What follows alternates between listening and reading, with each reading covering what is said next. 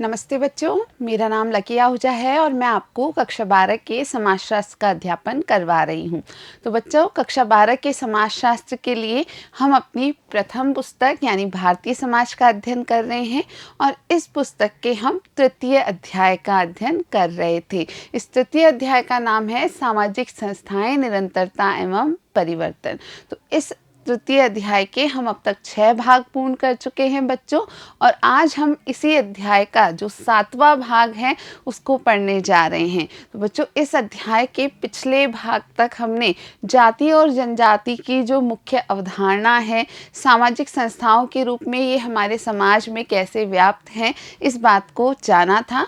और आज 7वें भाग में हम जनजाति की विशेष चर्चा करने वाले हैं। तो जनजाति एक संकल्पना की जीवनी, यानी जनजाति के संदर्भ में किस किस प्रकार के विचार प्रचलित रहे हैं, उनमें से क्या जो अध्ययन है वो बताते हैं कि कैसे विचार सत्य प्रतीत होते हैं या असत्य प्रतीत होते हैं। ये सारी चर्चा जनजाति के संदर्भ में इस भाग में हम करने वाले हैं। तो चलिए शुरू करते हैं। तो हमारा भारत देश और भारत देश की जनजातियाँ, हमने पिछले भाग में देखा था कि हमारे देश में अलग अलग भागों में जनजातियों की आबादी पाई जाती है। खासकर जो मध्य भारत है उसे जनजातियों का हृदय स्थल कहा जाता है। लेकिन खास बात ये भी थी कि जो पूर्वोत्तर के राज्य हैं, उन पूर्वोत्तर राज्यों में वहाँ की कुल आबादी में जो जनसंख्या की आबादी का प्रतिशत है, यानी जनजाति जनसंख्या की आबादी का प्रतिशत है, वो काफ़ी अधिक है। तो हमारे देश की जनजातियाँ अपने आप में विशिष्ट हैं। उन सभी जनजातियों की अपनी अपनी खासियत हैं। तो आज चर्चा करेंगे हम जनजातियों की कुछ विशेष संकल्पनाओं के बारे में। तो सबसे पहले ये बात वाद विवाद का विषय रही कि ये जो जनजातियां हैं, इन्हें हम कृषक समाज का विस्तार मान ले या फिर इनको बिल्कुल एक अलग समुदाय माना जाए। तो यही चर्चा हम अभी शुरू करने वाले हैं। 1960 के दशक में विद्वानों में इस प्रश्न को लेकर काफ़ी वाद विवाद था कि क्या जनजाति को जाति आधारित या हिंदू कृषक समाज के एक सिरे का विस्तार माना जाए या फिर पूर्णतः पृथक समुदाय माना जाए। ये विवाद का एक बड़ा विषय था कि क्या हम जनजातियों को कृषक समाज का, जो कि मुख्यतः हिंदू थे, उन्हीं का एक विस्तार मान सकते हैं या फिर हमें जनजातियों को एक बिल्कुल अलग समुदाय ही मानना चाहिए। विस्तार के पक्ष में कुछ तर्क दिए गए और इसी प्रकार से इस विस्तार के विरोध में भी कुछ तर्क प्रस्तुत किए गए। तो हमें उन दोनों प्रकार के तर्कों को जानना है। तो विस्तार के पक्ष में जो तर्क थे वो क्या थे कि जनजातियां जाति आधारित कृषक समाज से मूलतः भिन्न नहीं है, लेकिन उनमें स्तरीकरण बहुत कम हुआ है, यानी अधिक्रम के स्तर कम हैं। यानी जनजातियां जो हैं वे भी वास्तव में जो हमारा जाति आधारित कृषक समाज है उससे कोई खास अलग नहीं है, उनके जैसी ही हैं। बस थोड़ा सा अंतर जो है वो ये है कि जनजातियों में उतना स्तरीकरण नहीं हुआ है जितना कि सामान्य जाति वाले कृषकों में हुआ है। उसके अतिरिक्त ये भी माना गया कि संसाधनों का जो स्वामित्व है उस मामले में वे समुदाय आधारित अधिक हैं और व्यक्ति आधारित कम हैं। यानी जनजातियों के मामले में संसाधनों पर जो स्वामित्व माना जाता है वो उस समुदाय विशेष का ही माना जाता है, ना कि किसी व्यक्ति विशेष का। इसके अलावा आपको ध्यान रखना है कि कुछ तर्क विरोधी पक्षों द्वारा भी दिए गए। सिर्फ एक ही पक्ष के तर्क को हमें नहीं जानना होता है, हमें अन्य जो दूसरा पक्ष है उसके तर्क को भी समझना होता है। तो ऐसे विद्वान जो ये मानते थे कि नहीं, जो जनजातियां हैं वो कृषक समुदाय का विस्तार नहीं है, जो जाति आधारित कृषक समाज है उससे जुड़े नहीं हैं, जबकि ये बिल्कुल एक अलग ही समुदाय है। तो उनके क्या तर्क थे? जनजातियां जातियों से पूर्णतः भिन्न हैं क्योंकि उनमें धार्मिक या कर्मकांडीय दृष्टि से शुद्धता व अशुद्धता का भाव नहीं होता, जो कि जाति व्यवस्था का केंद्र बिंदु है। यहाँ आप ध्यान रखोगे बच्चों कि विरोधी पक्ष इस बात को रखता था या इस बात को बताता था कि जनजातियां जो हैं वो जातियों से काफ़ी अलग हैं, बिल्कुल ही अलग हैं। और उसका कारण ये है कि उनमें जो जातिगत जो शुद्धता और अशुद्धता का भाव पाया जाता है वो नहीं होता है। उसके अलावा जो कर्मकांडीय या धार्मिक दृष्टि से कोई उच्च जाति कोई निम्न जाति मानी जाती है वो व्यवस्था यहाँ पर स्वीकार्य नहीं है, यानी जनजातियों में ऐसी कोई व्यवस्था अपनाई नहीं जाती है।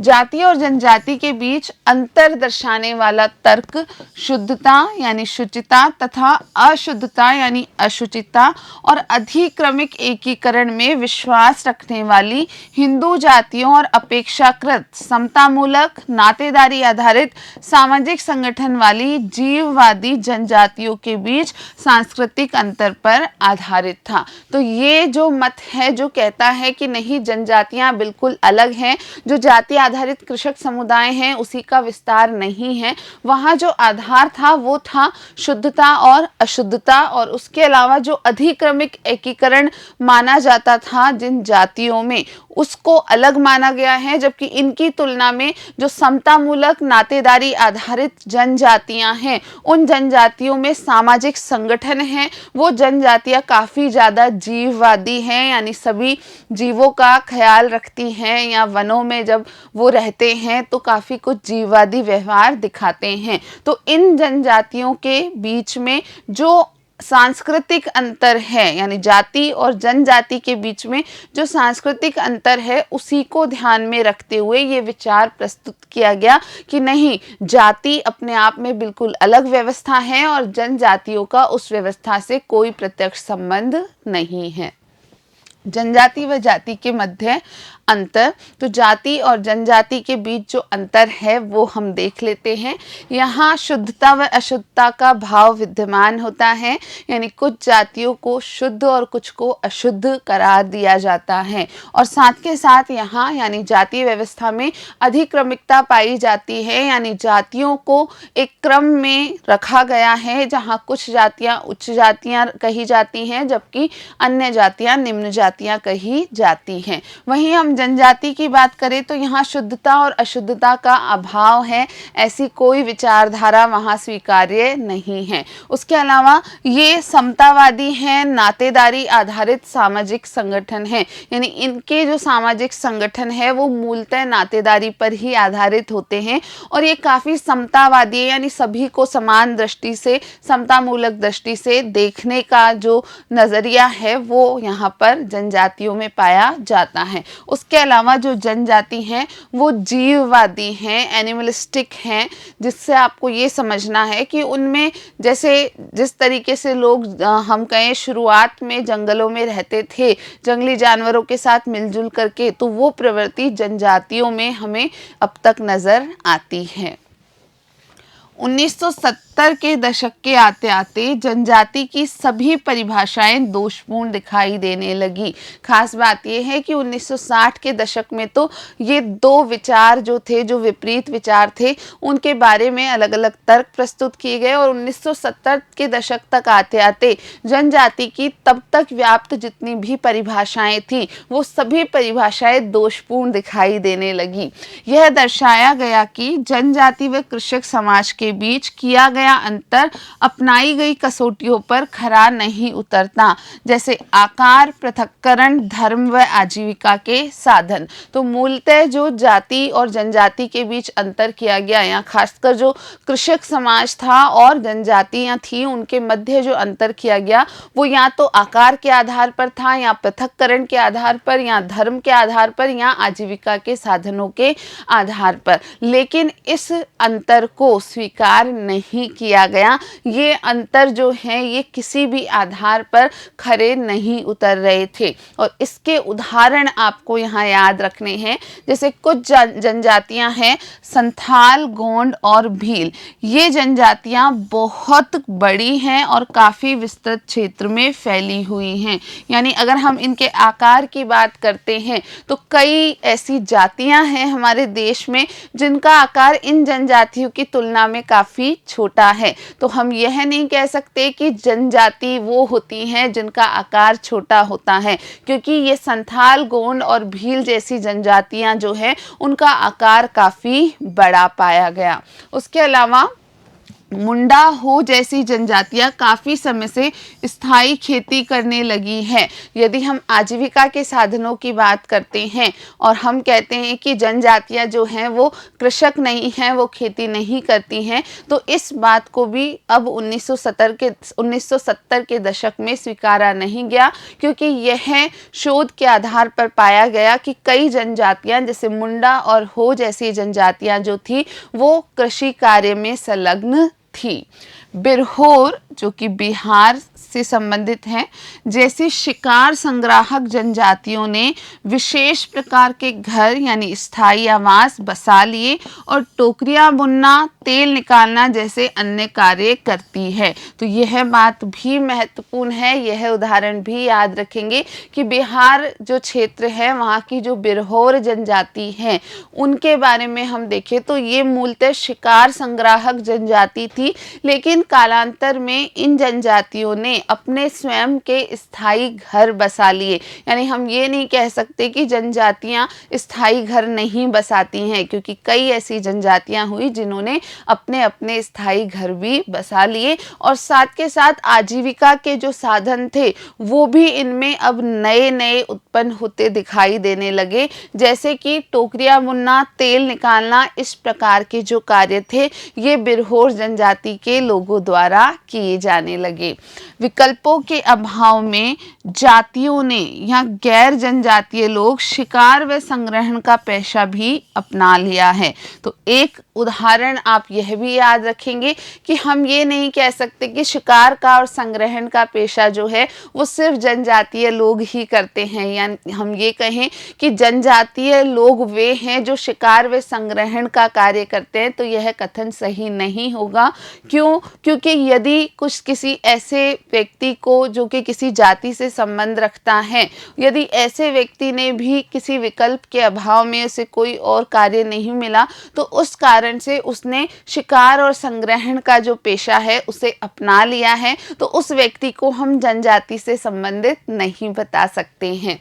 इसी प्रकार आपको ये याद रखना है कि ये जो कसौटियाँ जनजाति की परिभाषा के लिए प्रस्तुत की गई थी उनके आधार पर जनजाति की परिभाषा दोषपूर्ण हो गई। क्या थी वे कसौटियाँ? जैसे कि आकार, पृथक्करण, धर्म और आजीविका के साधन। तो बच्चों आपको यहाँ याद रखना है कि आकार के आधार पर पहले ये माना गया कि इनकी जनसंख्या बहुत अधिक नहीं होती, जनजातियाँ वे हैं जो छोटे आकार में पाई जाती हैं। तो ये कथन जो है या ये जो परिभाषा है ये गलत साबित हुई, क्योंकि हमने देखा कि कई ऐसी जनजातियाँ रहीं जिनकी जनसंख्या या आबादी भी काफ़ी अधिक थी और उनका उसी आधार पर आकार जो है वो काफ़ी बड़ा देखा गया। उसके अलावा पृथक्करण की जो बात है वो भी जनजाति की परिभाषा के रूप में कही जाती थी कि ये जनजातियां अक्सर अन्य लोगों से अलग रहती हैं या पृथक ही रहती हैं, लेकिन कालांतर में ये देखा गया कि कई जनजातीय लोग जो थे वो मुख्य जो धारा के लोग थे उन समुदायों के निकट, उन लोगों के निकट रह करके अपना जीवन गुजारने लगे। उसके अलावा धर्म का पालन नहीं करना, यह भी जनजाति की परिभाषा थी कि जनजातियों द्वारा कोई विशेष धर्म का पालन नहीं किया गया। लेकिन जैसे जैसे जनजातियों के संबंध में नई सूचनाएं प्राप्त हुई, नए नए शोध किए गए, तो यह स्पष्ट हुआ कि कई जनजातियों ने आगे चल के विभिन्न प्रकार के धर्मों को अपना लिया, अलग अलग धर्मों का वे पालन करने लगे। और चौथा बिंदु था आजीविका के साधन। इस बारे में बच्चों हम चर्चा कर चुके हैं। तो आजीविका के साधन जो मूलतः है ये माने जाते थे कि जो जनजातियाँ होंगी वो वन्य जीव या वन्य उत्पाद जो होंगे उनसे संबंधित कार्य कार्य, उनसे संबंधित पेशा या आजीविका के साधन जो थे उन्हीं से संबंध रखते हुए अपनाते थे। कालांतर में ये देखा गया कि जनजाति के विभिन्न लोगों ने विभिन्न प्रकार के कार्यों को अपना पेशा बनाया। जैसे हमने अभी उदाहरण देखा बिरहोर जनजाति का, और बिरहोर जनजाति ने जो टोकरी बनाना और तेल निकालने जैसे कार्य थे जो कि मूलतः जनजातियों से संबंध नहीं रखते थे, उन कार्यों को अपने पेशे के रूप में अपना लिया।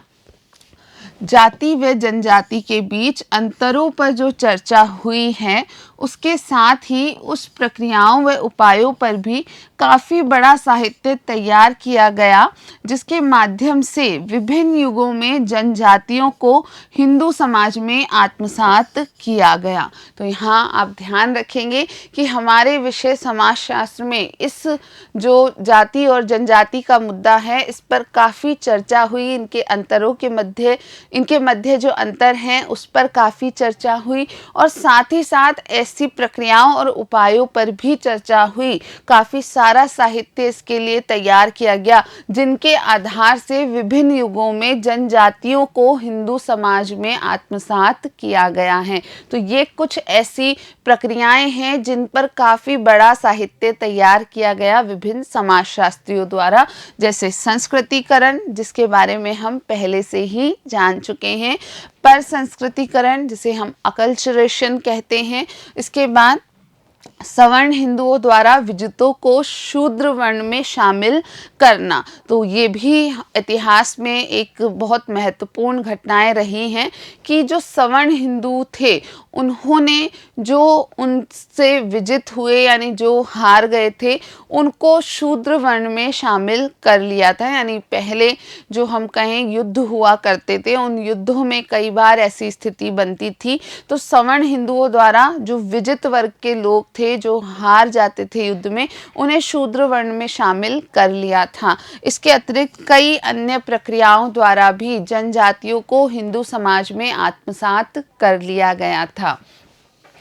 भारतीय इतिहास के संपूर्ण विस्तार में यह देखने को मिला कि जनजातीय समूहों को हिंदू समाज के जातीय अधिक्रम में विभिन्न स्तरों पर आत्मसात कर लिया गया, क्योंकि यहाँ हमने देखा कि कई प्रक्रियाओं द्वारा जनजातियों को हिंदू समाज में आत्मसात किया गया। वही चीज़ आपको यहाँ देखना है कि जब हम संपूर्ण इतिहास के विस्तार को देखते हैं तो यह बात स्पष्ट रूप से पता चलती है कि जनजातीय समूहों को हमारे यहाँ हिंदू समाज में आत्मसात कर लिया गया है, और उस आत्मसातीकरण के जो मुख्य कारण हैं वो अब हमें देखने हैं।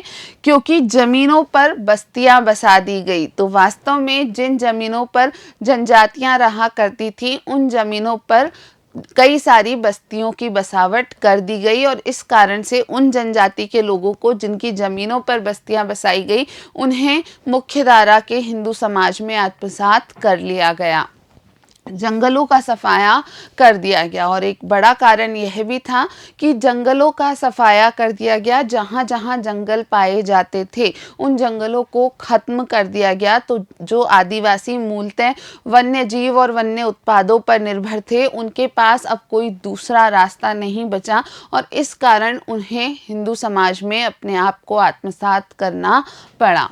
इस आत्मसात की प्रक्रिया को या तो स्वाभाविक तथा समानांतर प्रक्रिया, सभी समूहों को पंथों के रूप में हिंदुत्व में आत्मसातीकरण के रूप में देखा गया, या इसे शोषण मूलक प्रक्रिया माना गया। इस प्रकार जो जनजातियों का आत्मसातीकरण हुआ,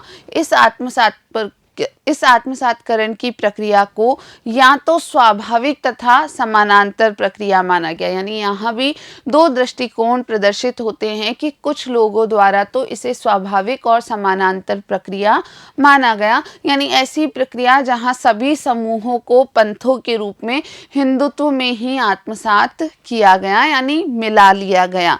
जबकि दूसरी दृष्टि से हम देखें तो कुछ जो विद्वान थे उनके द्वारा इसे शोषण मूलक प्रक्रिया भी माना गया। तो ये जो आत्मसातीकरण हुआ जनजातियों का हिंदू समाज में, इसके भी अलग अलग दृष्टिकोण अलग अलग विद्वानों ने प्रस्तुत किए हैं। मानव विज्ञानियों की प्रारंभिक शाखा ने जनजातियों के मुख्य धारा में समावेश के सांस्कृतिक पक्षों पर बल दिया। तो यहाँ याद रखेंगे कि जो प्रारंभिक शाखा के मानव विज्ञानी थे, उन लोगों ने ये जो समावेश था जनजातियों का, जो मूल धारा में या मुख्य धारा में समावेश था, उसके जो सांस्कृतिक पक्ष रहे उनको महत्वपूर्ण माना। यानी उनकी संस्कृति में कितनी समानता है, कितनी असमानता है, इस आधार पर आत्मसातीकरण की व्याख्या प्रस्तुत की। जबकि परवर्ती लेखकों ने, यानी जो बाद में लेखक आए, उन बाद के लेखकों ने शोषण मूलक तथा राजनीतिक स्वरूप पर लेखन केंद्रित किया। तो यहाँ हम ये ध्यान रखेंगे कि जो शुरुआती मानव विज्ञानी थे, जो विद्वान थे, उन लोगों ने तो मूलतः इस प्रक्रिया को सांस्कृतिक रूप में स्वीकार किया, यानी एक स्वाभाविक तथा समानांतर प्रक्रिया के रूप में स्वीकार किया। जबकि जो बाद के लेखक आए, उन्होंने जनजातियों के हिंदू समाज में आत्मसातीकरण को एक शोषण मूलक प्रक्रिया के रूप में प्रस्तुत किया। वहीं कुछ विद्वान ऐसा भी मानते हैं कि जनजातियों को ऐसा आदिम अर्थात मौलिक यानी विशुद्ध समाज जो सभ्यता से अछूत रहे हो मानने का कोई सुसंगत आधार नहीं है। यहाँ आपको ध्यान रखना है कि कुछ ऐसे भी विद्वान हैं जो यह कहते हैं, यह मानते हैं कि यदि हम जनजातियों को ऐसा आदिम समाज मानते हैं या हम मौलिक या शुद्ध समाज मानते हैं जिनका की सभ्यता से कोई लेना देना कभी भी नहीं रहा, यानी वे सभ्यता से सदैव अछूत ही रहे, तो ऐसा मानने का वास्तव में हमारे पास कोई बड़ा ठोस आधार नहीं है। तो विद्वानों के अलग अलग मत रहे जनजाति के संदर्भ में, इस बात को आपको समझना है। उनका प्रस्ताव है कि जनजातियों को वास्तव में द्वितीयक प्रघटना माना जाए। तो ऐसे विद्वान जो कहते थे कि हम जनजातियों को आदिम या ऐसे समाज नहीं मान सकते हैं जो कि सभ्यता से, संस्कृति से पूरी तरीके से अछूते रहे हों, तो वो कहते थे कि हमें जनजाति को एक द्वितीयक प्रघटना के रूप में स्वीकार करना चाहिए। अब यहाँ आपको ध्यान रखना है कि द्वितीयक प्रघटना इन्होंने किस रूप में बताया है जनजातियों को, जो पहले से विद्यमान राज्यों और जनजातियों जैसे राज्येतर समूहों के बीच शोषण मूलक और औपनिवेशिक संपर्क के परिणाम स्वरूप अस्तित्व में आया। तो यहाँ ये जो विचार है विद्वानों का, जहाँ कहा गया कि जनजातियाँ जो हैं वो एक द्वितीयक प्रघटना के रूप में स्वीकारी जा सकती हैं, तो किसकी द्वितीयक प्रघटना, किस रूप में द्वितीयक प्रघटना, ये आपको समझना है। तो यहाँ आपको ये जानना है कि ये विद्वान कहते हैं कि पहले से ही कुछ राज्य उपस्थित थे, ठीक है, और उनके अलावा जो जनजातियां और राज्येतर समूह के बीच जो शोषण मूलक एक प्रकार की अंतरक्रिया हुई, यानी राज्यों द्वारा जब जनजातियों के लोगों का शोषण किया गया अलग अलग स्तरों पर, तो उस दौरान जब औपनिवेशिक संपर्क हुआ, यानी उपनिवेश काल के दौरान जब ब्रिटिशर्स आए, उन्होंने जब इस सारी स्थिति को देखा, तो उसके फलस्वरूप ये जनजाति समुदाय जो है वो अस्तित्व में आया। ये जनजाति समुदाय यद्यपि पहले से उपस्थित था, लेकिन इस जनजाति समुदाय का अस्तित्व दूसरों लोगों के सामने निकल करके तब आया जब इनकी जो शोषण किया जा रहा था वो शोषण की घटनाएं बाहर निकल के आने लगी। ऐसा संपर्क स्वयं ही एक जनजातिवादी विचारधारा को जन्म देता है। तो जो शोषण मूलक संपर्क जनजातियों का हुआ, खासकर ब्रिटिशर्स का जो राज था उस दौरान, या जो औपनिवेशिक काल था उस दौरान, उस संपर्क के फलस्वरूप ही यह जनजातिवादी विचारधारा उत्पन्न हुई। जनजाति समूह नए संपर्क में आए अन्य लोगों से अपने आप को अलग दर्शाने के लिए स्वयं को जनजाति के रूप में परिभाषित करने लगते हैं। तो बच्चों याद रखना है कि यहाँ खास बात ये है कि इन विद्वानों का जो मत है वो यह निष्कर्ष निकालता है कि जब जनजाति समूह अलग अलग नए नए लोगों के संपर्क में आए, तो उन लोगों के संपर्क में आने के बाद अपने आप को अन्य सभी लोगों लोगों से अलग दर्शाने के लिए उन्होंने स्वयं को जनजाति के रूप में परिभाषित किया। तो यह जो विचार है, यहाँ जनजाति को एक द्वितीयक प्रघटना के रूप में व्याख्या किया जाता है। जनजाति एक द्वितीयक प्रघटना, तो यहाँ दोनों बिंदु आपको याद रखने हैं कि राज्य व राज्येतर समूहों के बीच शोषण मूलक संपर्क हुआ, यानी जो ऐसा हम कहें संगठन था जहाँ राज्य जो हैं अपना शासन चलाया करते थे, और जो राज्येतर समूह यानी जो कि उस शासन के संपर्क में नहीं थे, जनजातियाँ, उनके बीच अंततः क्या होने लगा, शोषण मूलक संपर्क होने लगा।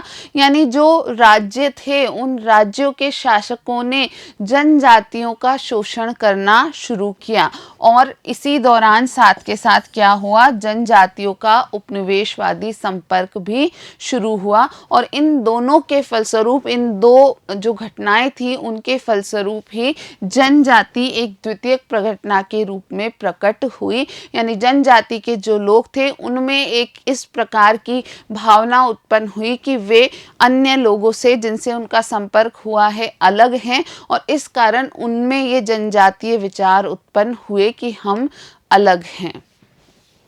फिर भी यह आम धारणा है कि जनजातीय समुदाय उन प्रस्तरयुगीन आखेटक और संग्राहक समाजों के समान है जो सामयिक परिवर्तनों से अछूत रहे हैं। तो यहाँ आपको ध्यान रखना है कि ये जो सारी चर्चा करी उसके बाद हमें इस आम धारणा को जानना है कि अलग अलग विद्वानों ने यद्यपि अलग अलग विचार जनजाति के संदर्भ में प्रस्तुत किए हैं, फिर भी यह आम धारणा है कि जो जनजाति समुदाय हैं वे प्रस्तरयुगीन आखेटक और संग्राहक समाजों के समान हैं। यानी जो हम कहते हैं ना प्रस्तर युगीन जो काल था, इतिहास में हम इस चीज़ को पढ़ते हैं, ठीक है, तो वो जो काल था प्रस्तर युगीन काल, उस दौरान आखेटक और संग्राहक का जो कार्य किया जाता है, यानी शिकार करके और संग्रह करके अपनी जीविका का अर्जन किया जाता था, तो उन्हीं समाजों के समान जनजातियों को आम लोग स्वीकारते हैं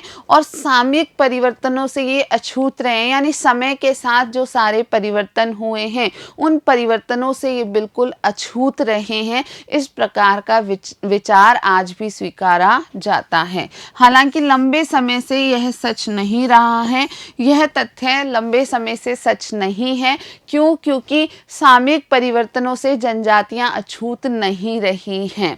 उसके अलावा सर्वप्रथम आदिवासियों पर ही विचार करते हैं। आदिवासी लोग हमेशा इतने पीड़ित समूह नहीं थे जितने आज हैं। तो इस संदर्भ में हम सबसे पहले आदिवासियों के बारे में विचार कर सकते हैं। तो ये आदिवासी लोग हमेशा से इतने पीड़ित नहीं थे जितने कि आज हैं। एक ऐसा भी समय था जब ये आदिवासी लोग बिल्कुल अपना स्वतंत्र जीवन अच्छे से जी सकते थे। इनके जो स्थान थे, रहने के जो आवास थे या जिस प्रकार की आजीविका थी, वे आसानी से स्वतंत्र रूप से उसका पालन करते थे, जबकि आज ये काफ़ी पीड़ित समूह माने जाते हैं, जबकि कालांतर में ऐतिहासिक दृष्टि से ऐसा नहीं माना गया।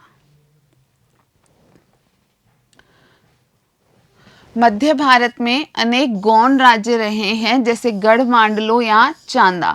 यहाँ आप याद रखोगे कि हमारे देश में मध्य भारत में कई सारे गौंड राज्य रहे हैं। गौंड जो आज एक जनजाति है, उन्होंने राज किया है और उन राज्यों में से कुछ के नाम है गढ़मांडलो तथा चांदा। मध्यवर्ती तथा पश्चिम भारत के तथाकथित राजपूत राज्यों में से अनेक रजवाड़े वास्तव में आदिवासी समुदायों के स्तरीकरण की प्रक्रिया से उत्पन्न हुए हैं। तो हमारे मध्य भारत में और पश्चिमी भारत में जो तथाकथित राजपूत राज्य हैं, उनमें से कई राज्य वास्तव में आदिवासी समुदाय में जो स्तरीकरण हुआ उसकी प्रक्रिया के फलस्वरूप ही उत्पन्न हुए हैं। आदिवासी अक्सर अपनी आक्रामक क्षमता और स्थानीय सैन्य दलों में अपनी सेवाओं के माध्यम से मैदानी इलाके के लोगों पर अपने प्रभुत्व का प्रयोग करते हैं। खास बात यह ये है कि जो आदिवासी लोग होते हैं उनकी आक्रामक क्षमता काफ़ी अच्छी होती है। साथ के साथ जो उनकी स्थानीय सेवा दल हैं उनमें उनकी सेवाएं जो हैं वो हमेशा से रही हैं और इस कारण से ये लोग मैदानी इलाके के जो सामान्य लोग हैं उन पर आसानी से अपना प्रभुत्व प्रदर्शित कर पाते हैं। इसके अलावा वे कुछ विशेष प्रकार की वस्तुओं का व्यापार भी करते थे जिनमें वन्य उत्पाद, नमक और हाथी बेचा करते थे। तो यदि हम आदिवासियों की बात करें तो वे व्यापारी भी हुआ करते थे, यानी विशेष उत्पादों का व्यापार भी करते थे जैसे कि वन्य उत्पाद, नमक और हाथी। तो अंततः हम इस बात के प्रमाणों को जान चुके हैं कि आदिवासी सदा ही पीड़ित नहीं रहे। जो स्थिति आदिवासियों की आज स्वीकारी जाती है यह स्थिति हमेशा से ऐसी नहीं थी। हम जान चुके हैं कि मध्य भारत में कई गोंड राज्य रहे। गोंड जो आज एक जनजाति है उन्होंने कई जगहों पर राज किया जैसे कि गढ़मांडलो और चांदा। मध्यवर्ती व पश्चिमी भारत में राजपूत रजवाड़ों की जो उत्पत्ति है वो कई आदिवासियों से मानी जाती है। आक्रामक क्षमता व सैन्य दलों में सेवा इन्होंने की और इस कारण से अपने आसपास के इलाके के जो लोग थे उन पर अपना प्रभुत्व स्थापित किया और विशेष प्रकार की वस्तुओं का व्यापार भी इन आदिवासियों द्वारा कालांतर में किया जाता था। अंततः आपको याद रखना है कि आदिवासी जो आज जिस तरीके से देखे जाते हैं पीड़ित की दृष्टि से, इस प्रकार का विचार हमेशा से नहीं था क्योंकि उनकी स्थिति हमेशा से इस प्रकार की नहीं रही। इसके अतिरिक्त जब वन्य संसाधनों और खनिजों का दोहन करने और सस्ते श्रमिकों की भर्ती करने के लिए पूंजीवादी अर्थव्यवस्था का अभियान चला तो उसने काफ़ी समय पहले जनजातीय समाज को मुख्यधारा वाले समाज के संपर्क में ला दिया। तो इसके अलावा आप बच्चों याद रखेंगे कि जैसे जैसे वन्य जो जीव थे या जो वन्य संसाधन थे उनका ज़्यादा से ज़्यादा दोहन किया गया, खनिजों का दोहन किया गया और उस दौरान सस्ते श्रमिकों की आवश्यकता पड़ी, तो उस पूरी पूंजीवादी अर्थव्यवस्था के दौरान इस कार्य को करने के दौरान जो आदिवासी थे, जो जनजाति समुदाय थे, उनको मुख्यधारा का हिस्सा बनने का मौका मिला, यानी वो मुख्यधारा के लोगों के संपर्क में आए और फिर धीरे धीरे उनका मुख्यधारा के लोगों से संपर्क बढ़ता गया। तो बच्चों आज हमारे इस भाग में हमने जनजातियों के संदर्भ में जो अलग अलग विद्वानों के विचार रहे हैं, क्या तर्क किस बारे में प्रस्तुत किए गए हैं, इस सारे दृष्टिकोण को देखा। हमने जाना कि कुछ विद्वान जनजातियों को हमेशा से बिल्कुल पृथक समुदाय मानते आए हैं जबकि कुछ विद्वान इन्हें हिंदू समाज के कृषक समाज का ही एक विस्तार मानते हैं। इसके अलावा जो जनजाति की परिभाषा अब तक दी जाती रही उसमें क्या क्या परिवर्तन हुए और कैसे जो पुरानी परिभाषाएं थी वो दोषपूर्ण स्वीकार कर ली गई और साथ के साथ जो आदिवासी समुदाय था उसे हमेशा से इतना पीड़ित क्यों नहीं माना गया या वो इतना पीड़ित क्यों नहीं था, ये सारी चर्चा हमने आज की कक्षा में की है। तो बच्चों आज के लिए इतना ही। हम अपने इस अध्याय को सीखना जारी रखेंगे। इस अध्याय के अगले भाग में वीडियो देखने के लिए आप सभी का बहुत बहुत धन्यवाद।